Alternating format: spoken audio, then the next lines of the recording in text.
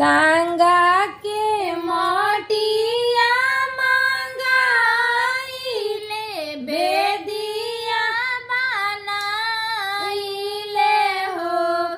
गंगा के मोटिया मंगाइले बेदिया बनाइले हो। ए ललना ताही बेदिए बैठेल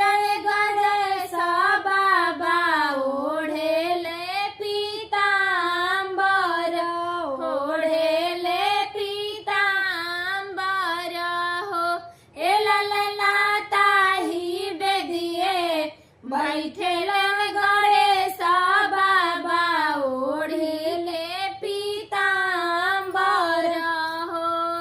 निहुरी निहुरी पूजा करिले मंगलाए मांगिले हो।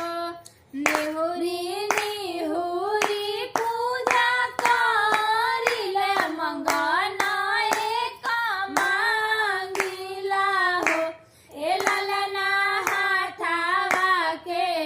लेके पान फूलावा गणेश पूजा करिला गणेश पूजा करिला हो।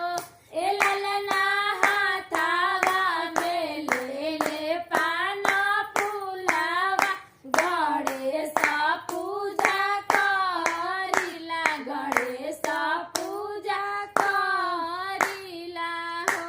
बेटा